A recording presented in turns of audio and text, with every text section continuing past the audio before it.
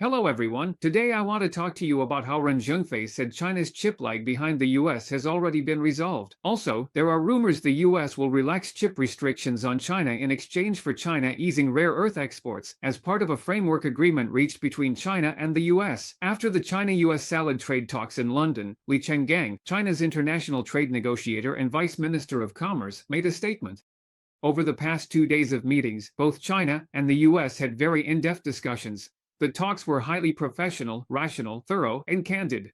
In principle, both sides have reached a framework to implement the consensus from the phone call between the two heads of state on June 5, as well as the consensus from the China-US Geneva meeting.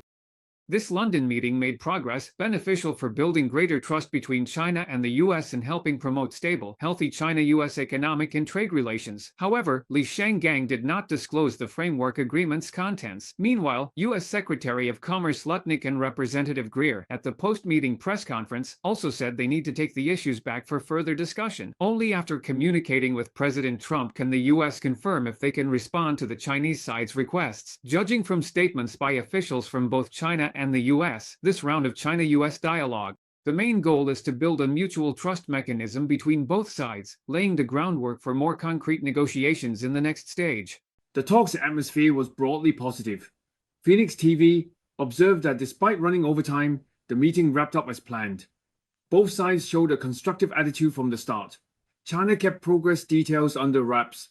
On the other hand, the US side kept sending out positive signals to the public, claiming that the talks were progressing smoothly. To a certain extent, this reflects that the US is willing to reach some level of consensus with China. After the talks ended, US Secretary of Commerce Raimondo also actively stated that the negotiations went well, but she did not disclose any specific details. To sum it up, firstly, usually when both sides are arguing, there will be a lot of news, but when both sides have reached a consensus, there tends to be less information released. This time, it falls under the situation where there is consensus.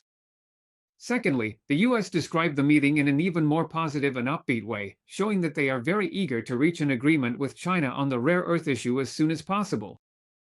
I reckon that during the China-US negotiations in London, both sides have already reached some kind of consensus. The US will relax some chip restrictions in exchange for China easing up, to a certain extent, on exports. Gradually, China and the US will develop a pattern of both negotiating and confronting each other. In fact, the US's attitude was already hinted at by Kevin Hassett, the chairman of the White House Council of Economic Advisers. During the China-US talks in London, when he was interviewed, Hassett said there's a chance both sides could shake hands and make peace, and the US might relax some chip export controls. But is that really the case?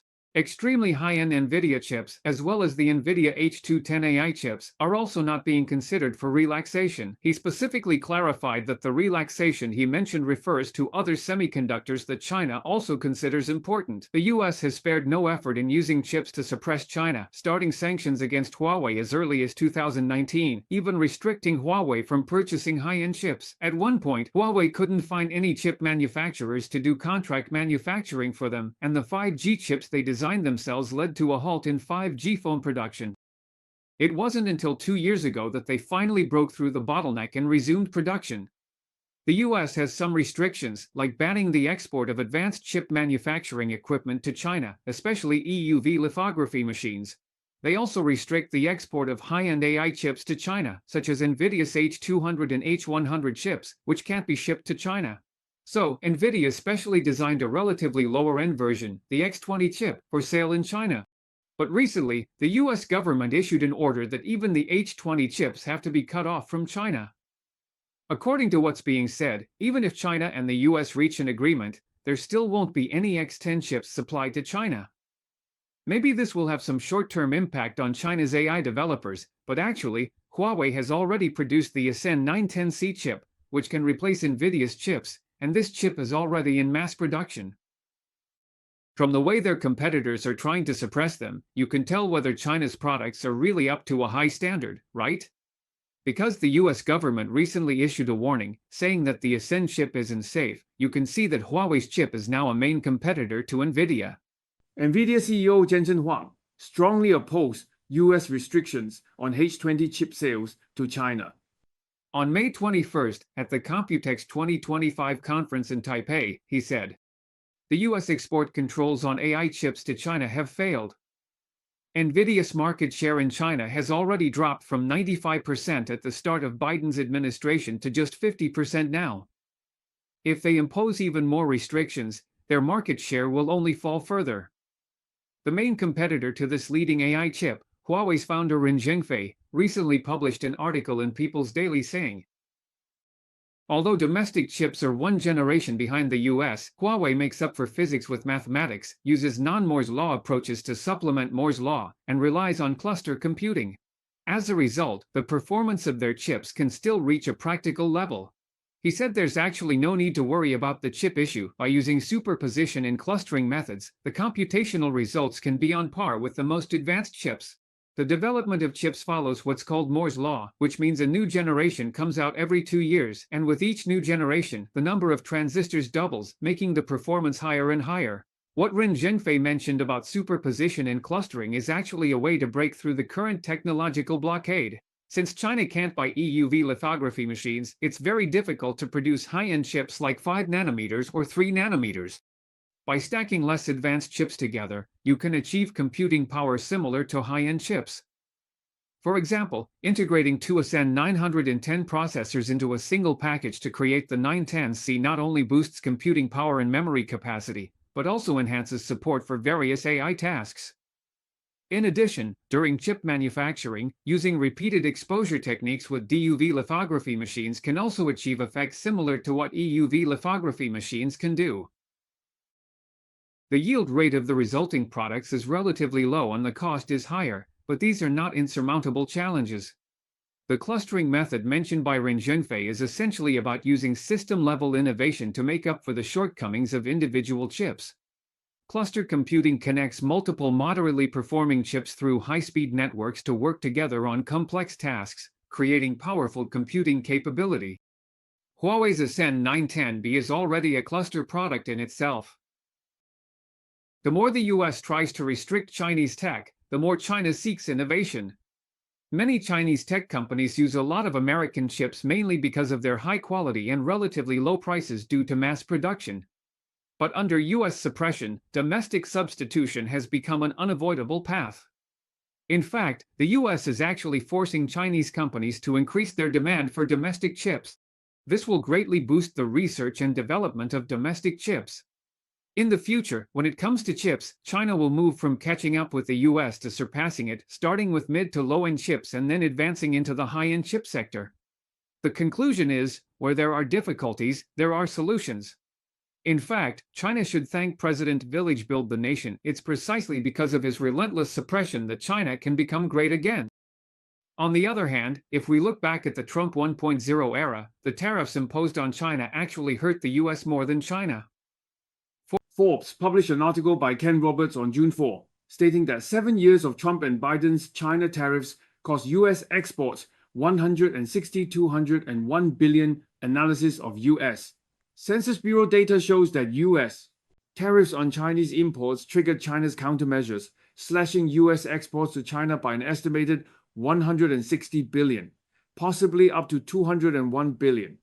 When China needs to, how will it escalate the trade war against the US? Since 2018, when Trump first imposed tariffs on China, and with Biden basically keeping these tariffs after taking office, now it's almost 2024, nearly 4 or 5 years later. In these 6 years, US exports to China have only increased by 10.4%, while during the same period, US exports to the rest of the world increased by 33.4%. If the growth rate of US exports to China had matched the global average of 33.4%, US exports to China during this period should have increased by an additional $159.9 billion. Lou Bochy said, "I want to ask why he believes that US exports to China could have reached this growth rate, or even better. Also, in the 7 years before the trade war broke out, that is, from 2010 to 2017, the growth of US exports to China was almost double the growth of US exports to the rest of the world. US exports to China grew by 41.4%, while exports to the rest of the world only increased by 21%. If US exports to China had maintained the same rate of growth, double the average as in the 7 years before the trade war, the additional export growth would have reached $201.5 billion. He reviewed the 7 years of additional tariffs, looking at which U.S. exports to China saw the biggest and smallest declines, to explore what kind of disastrous consequences the U.S. might face if China and the U.S. don't choose to ease tensions or maintain the status quo, but instead continue to escalate the trade war. China is the main buyer of U.S. agricultural products, and this year, in the first quarter, U.S. soybean exports to China. In Q1 2017, before the trade war, U.S. soybean exports to China fell $1.12 billion, a 34% drop, over twice the 16.9% decline in total U.S. agricultural exports. U.S. private car exports to China dropped 76.5% from the same period in 2017, losing $1.8 billion. U.S. truck exports to China this year rose 7.4% from 2017. With one down and one up, it shows the heavy blow the trade war dealt to U.S. exports to China. In addition, the primary commodities with the largest declines, like soybeans and CRS, also performed below the U.S. average from the first quarter of 2017 to the first quarter of this year. For example, U.S. oil exports to China dropped by 25.6% compared to 2017, while during the same period, overall U.S. oil exports surged by 519%. Looking at it from another angle, of course, there are still a few winners. Since the first quarter of 2017, there have been some U.S. products with real growth in exports to China. During this period, exports of civil aircraft and parts increased by 98% compared to 2017, which is much higher than the U.S. average global export growth of 27.6% over the same period. This can be understood given China's 8 years of sustained high economic growth, leading to huge demand for aircraft. And since there are only 2 suppliers in the world, Boeing from the US and Airbus from Europe, China basically has no choice but to buy American planes. Liu Boqi's main point is that the US-China trade war has now entered its 8th year. It has been swinging between escalation and easing, but this trade war hasn't reduced the US trade deficit. On the contrary, it has actually hurt American exports. This analysis can provide a kind of roadmap for the path the US might take going forward. After reading the Forbes article, we conclude, first, after 7 years of tariffs by Trump and Biden, U.S. exports to China lost up to $160 to $210 billion, causing self-inflicted damage to the U.S. Second, the U.S. tried to hurt others but couldn't really harm anyone else. So, launching a trade war couldn't suppress China.